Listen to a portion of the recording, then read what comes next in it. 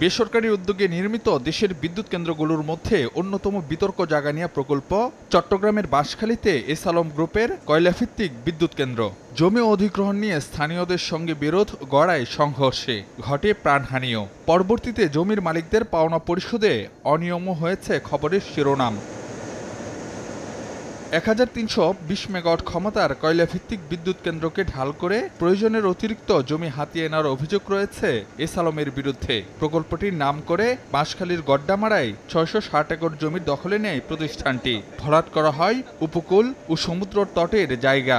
কয়লাভিত্তিক বিদ্যুৎ কেন্দ্রটি ছাড়াও সেখানে আরও কিছু প্রকল্পের পরিকল্পনা ছিল এস আলমের। পার্শ্ববর্তী দেশগুলোর কয়লাভিত্তিক বিদ্যুৎ কেন্দ্রের সঙ্গে তুলনা করে দুর্নীতি বিরোধী সংস্থা ট্রান্সপারেন্সি ইন্টারন্যাশনাল বাংলাদেশ টিআইবির গবেষণা প্রতিবেদনে বলা হয়, বিদ্যুৎ কেন্দ্রের নামে এস আলমের দখলে গেছে প্রয়োজনের তুলনায় 357 একর বেশি ভূমি।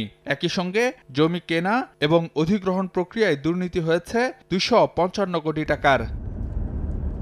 একই রকম অভিযোগ রয়েছে আরেক বিতর্কিত প্রকল্প বরিশাল 360 মেগাওয়াট কয়লাভিত্তিক কেন্দ্রের বেলায়ও।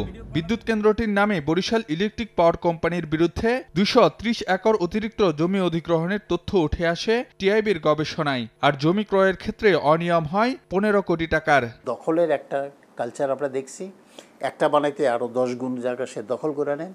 তার নিজস্ব একটা কিছু কাজ হবে যেটা সে এমনি দখল করতে পারবে না, কিন্তু পাওয়ার স্টেশনের নামে সেটা দখল করতে পারতেছে।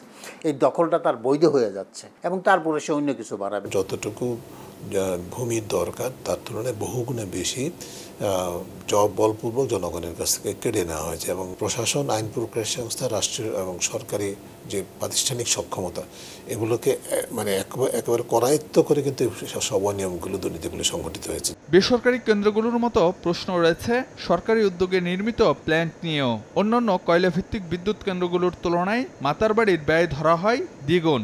যদিও কর্তৃপক্ষের দাবি 51,000 কোটি টাকার প্রকল্পের 20,000 কোটি টাকাই ব্যয় হয় গভীর সমুদ্র বন্দরের পেছনে। কিন্তু তারপরও এখানে রয়েছে নানা অসঙ্গতি ও অনিয়মের অভিযোগ। লবণ চাষিদের ঠকিয়ে 1608 একর জমি অধিগ্রহণ করা হয়েছিল একাধিক বিদ্যুৎ কেন্দ্র সহ আরও কিছু প্রকল্পের পরিকল্পনা নিয়ে, কিন্তু সেসব আর আলোর মুখ দেখেনি।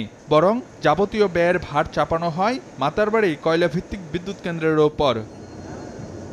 এমন সব বাড়তি ব্যয়ের বোঝা স্বাভাবিকভাবেই পড়ছে সাধারণ মানুষের কাঁধে, কারণ প্রকল্পের অর্থায়ন আর বিদ্যুতের মূল্য যে বইতে হবে গ্রাহকদেরই। গভর্নমেন্টেরকে ব্যবহার করে জায়গাটা দখল করে রেখে দিল, পাওয়ার স্টেশনটা বানাই দিল অর্ধেক জায়গায়। সে অর্ধেক জায়গায় কিন্তু পুরো জায়গার উপর আমাদের ট্যারিফটা নির্ধারণ করে দিল, আর ওদেরকে তো ঠকাইলো, যাদের জায়গা তাদেরকেও ঠকাইলো।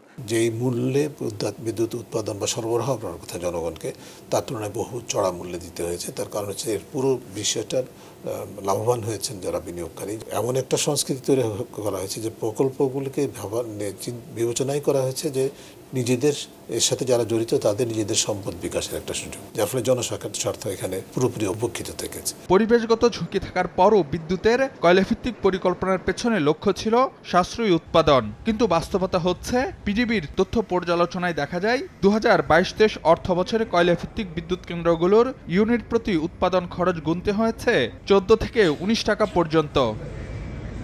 ফারুক ভিয়া, রবিন, সময় সংবাদ, ঢাকা।